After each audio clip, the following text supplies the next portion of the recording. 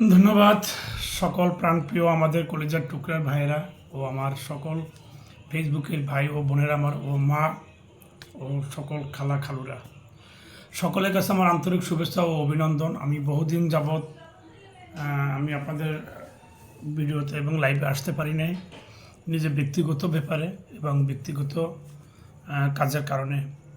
তবে আমি আজকের একটু সময় পেয়েছি, তাই আমি আপনাদের মাঝখানে এসেছি এ কারণেই যে জীবনটা পুরুষ পড়ার যে কতটা কষ্ট, কতটা যে জীবন কাটে, কষ্টে কাটে এবং কতটা জীবন ঝুঁকিপূর্ণ থাকে, একমাত্র সেটা পুরুষই জানে। তবে এই পৃথিবীতে যারা আছে, যত পুরুষ আছে, তাদের কোথাও কোনো জায়গায়ও আমি মনে করি তাদের কষ্ট ছাড়া কোনো শান্তি প্রবাস নেই।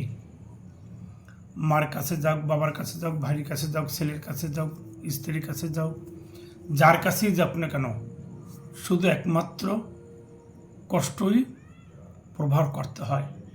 তবে সব কষ্ট দূর একমাত্র তার মা। যখন মা তার মাথায় বলে হাত বুলিয়ে দেয়, তার বাবা হাত বুলিয়ে দেয়, তখন সেই পিছনের কষ্টগুলি শেষ হয়ে যায়। তবে কষ্টের মাঝখানে আমি এসেছি আপনাদের কাছে এটাই যে আমি বলতে চাই যে আমাদের পুরুষের জীবনটা কতটা কষ্টে কাটতেছে। পুরুষের শক্তি কোথায়? কোথায় পুরুষের শক্তি? পুরুষের শক্তি একমাত্র পকেটের টাকা। আজকে যদি পকেটে টাকা থাকে, ইনকাম থাকে, কাজ থাকে, সর্বদিকে তার পুরুষের শান্তি, সর্বদিকে তার পুরুষের সুফল। আর আজকে যদি পকেটে যদি টাকা না থাকে, তাহলে কোনো পুরুষের দাম এবং কোনো মূল্য নেই। তবে সেক্ষেত্রে একমাত্র পুরুষের পকেটেই সব কিছু অর্থ এবং টাকা নিয়েই অনেক গৌরব, অনেক গ্রম, অনেক তথ্য, অনেক কিছু। আজকের এই জমানা দেখবেন, যদি কখনো কেউ কখনো কাউকে চিনে না, কাউকে জানে না, কারোর সাথে পরিচয় নেই, যখন একজন না একজন মারফতে যখন পরিচয় হয়, তার সাথে আপন ভালোবাসার সম্পর্ক গঠিত হয়। যখন সে পথচারী হোক, সে রাস্তার একজন লোক হোক, তবুও তার সাথে যখন একজন পরিচিত হয়, সম্পর্ক হয়, তখন সেই ব্যক্তি তাকে আপন করে মনে নিয়ে, আপন করে তাকে স্থানের বুকে স্থানে জায়গা দেওয়া হয়। আর সেই জায়গা স্থানে তাকে সেখানে কি হয়, ভবিষ্যতে আস্তে আস্তে আস্তে আস্তে ধীরে ধীরে গভীরতার সৃষ্টি হয়ে পরে তারপরে হয় ভাঙ্গল এবং টাকার গরম। যখন পকেটে টাকা থাকে, পয়সা থাকে, যখন পকেট ভরা মানি থাকে, টাকা দিয়ে যখন তার সব কিছুই সমাধান হয়, তখন সে টাকা ছাড়া কিছু বোঝে না। তখন তার আত্মীয় স্বজন, বন্ধু বান্ধব তখন কাউকে চেনে না। এমনকি কোন ব্যক্তি সম্মান পাওয়ার উপযুক্ত, কোন ব্যক্তি কাকে সম্মান দিতে হবে, সেটাও তার সেই মনে থাকে না, শুধু টাকার গরম। আর যদি পকেটে টাকা না থাকে, ইনকাম যদি না থাকে, তখন সে বিড়ালের মতন ঝিমায়, সে বিড়ালের মতন বসে বসে ঘুমায়, চিন্তা করতেছে আমার বউ কী খাবে, ছেলেপেলে কী খাবে, আমার স্ত্রীর এবং বাসায় বাজার সদায় কী বিবাহ করব। এটাই হলো দুনিয়াতে একমাত্র টাকার খেলা। তাই আমি সকলকে বলবো, সকল ভাইদের উদ্দেশ্যে আমি বলবো, কেউ কখনো টাকার গরম দেখাবেন না, কেউ কখনো নিজের শরীরের গরম দেখাবেন না, কেউ কখনো কোনো ব্যক্তি, কোনো ভাই নিজেকে নিজে বড় মনে করবেন না। একজনকে যদি অসামান্য করা হয়, তাকে নিয়ে যদি কটু কথা বলা হয়, তাকে নিয়ে যদি ছোট করা হয়, সে আপনার একদিনের বড়, তারপরও যদি তাকে যদি আপনি ছোট করেন, সেটা আপনার আখেরাতের একদিন আপনার জবাব দিতে হবে। তাকে নিয়ে যদি সমালোচনা করতে যান, সেই সমালোচনার একদিন আপনার সেই আখেরাতে, সেই মৃত্যুর একদিন আগে হলেও আপনার সে জবাব দিতে হবে। যখন আপনার অর্থ শেষ হয়ে যাবে, তখন আপনি কি করবেন? যখন আপনার কর্ম শেষ হয়ে যাবে, তখন আপনি কি করবেন? তবে আমি বলি, এই থেকে আপনি বেরিয়ে আসুন, এখান থেকে আপনারা এখনো পরিষ্কার হন। এই আপনার মনের নিজের অহংকার, দেমাগ বা আপনার গৌরব, টাকার গরম, অর্থের গরম, নিজের শরীরের গরম, চেহারার গরম, এটি কখনো দেখায়েন না। এটি ক্ষণিকের জন্য, ক্ষণিকের।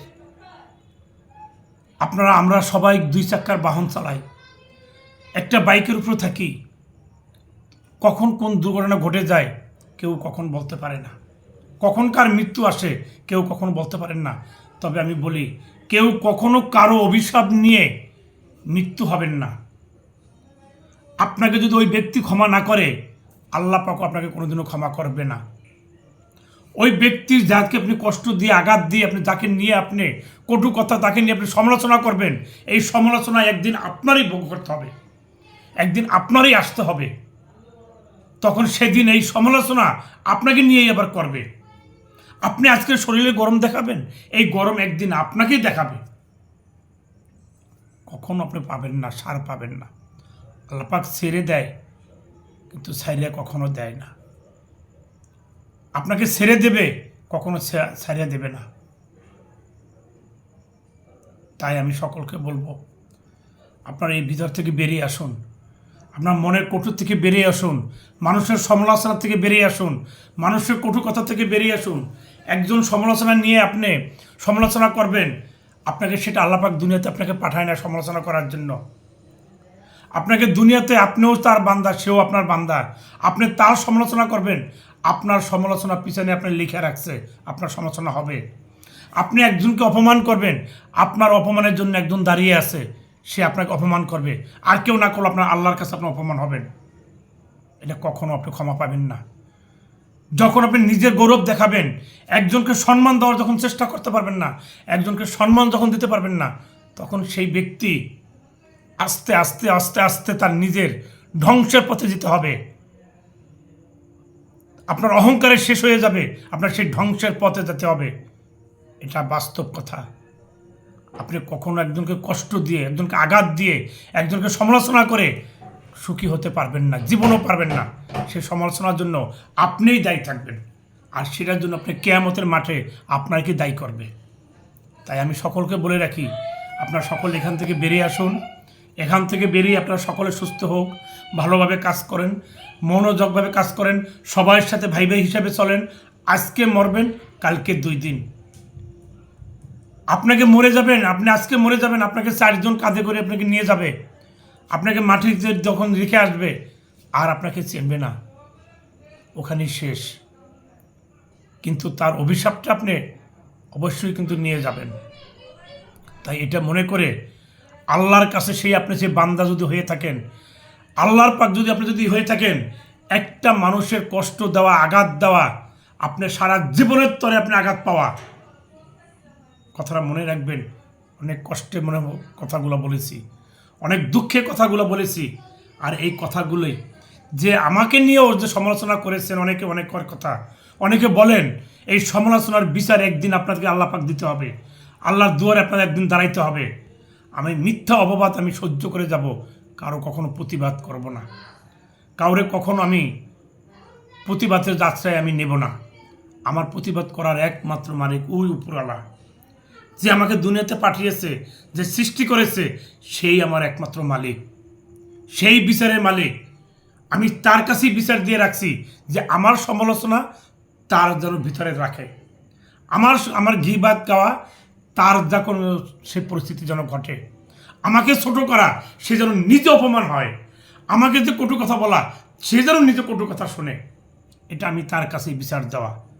আমি যদি ক্ষমা না করি, আল্লাহর কাছে কখনো আপনি ক্ষমা পাবেন না। আপনি 5 ওয়াক্ত নামাজি হতে পারেন, আপনি চিরতরের মতন আপনি একজন হুজুর আল্লাহ ইমান হইতে পারেন, কিন্তু যে ব্যক্তিকে আঘাত কষ্ট দিয়েছেন সেই ব্যক্তি ক্ষমা না করলে কোনোদিন আপনি ক্ষমা পাবেন না, কোনো মাঠে আপনি ক্ষমা পাবেন না। যত বড় আপনি রোজাদারি হন, আর যত বড় আপনি নামাজি হন, আর যত বড় আপনি ইমানদারি হন, কথাটা আজকের থেকে আপনি মনে রাখবেন সকলে। তবে আমি অনেক কথা বলেছি, সকলের কাছে ক্ষমাপ্রাপ্ত। অনেক কষ্টের কারণে, অনেক কষ্টের জীবন গড়ার আমার, সেই কষ্টের জীবনে কষ্টের কারণে আমি কথাগুলো আপনাদের কাছে শেয়ার করেছি। ভালো থাকবেন, সুস্থ থাকবেন। তবে এর থেকে বেরিয়ে আসুন, এখনও আপনাদের সময় আছে। ক্ষমা করার মালিক একমাত্র উপরওয়ালা। আর সে আল্লাহ যদি ক্ষমা করতে যায়, যাকে আপনি আঘাত করেছেন সে আঘাতের কাছে তার কাছে ক্ষমা চাইতে হবে আপনার আগে। সেই ব্যক্তি ক্ষমা না করলে আল্লাহ পাক আপনাকে ক্ষমা করবেন না। ধন্যবাদ সকলকে, ভালো থাকুন। আসসালামু আলাইকুম ওয়া রাহমাতুল্লাহি ওয়া বারাকাতুহু।